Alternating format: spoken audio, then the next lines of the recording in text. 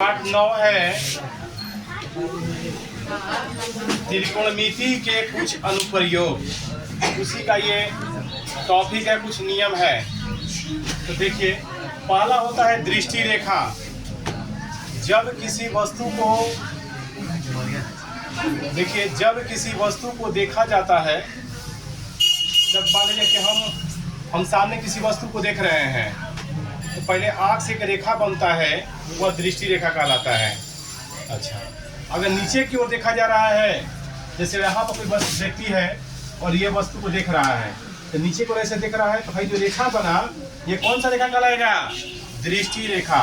कौन सा रेखा कहलाएगा? दृष्टि रेखा। और सामने देखेगा, पहले तो डायरेक्ट नीचे नहीं देखने लगेगा, पहले सामने देखेगा।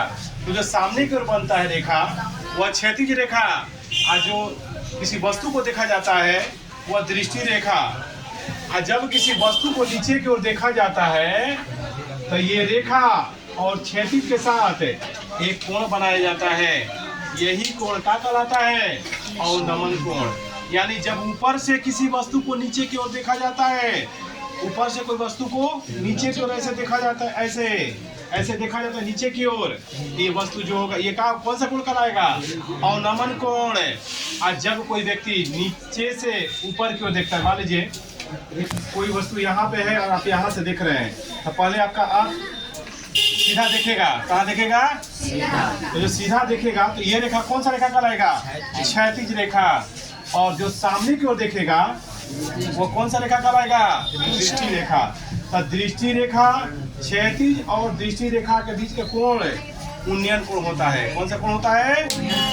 यानी क्षैतिज रेखा और दृष्टि रेखा के बीच का कोण उन्नयन कोण कहलाता है।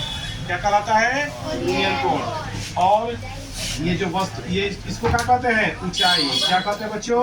ऊंचाई। यानी जमीन से, ये जो जमीन है, भूमि है, और ये वस्तु जहाँ पर ऊंचाई पर कोई वस्तु अगर है, तो ये दोनों की जो दूरी है, ये ऊंचाई कहलाता है। इसे एज से सूचित करते हैं।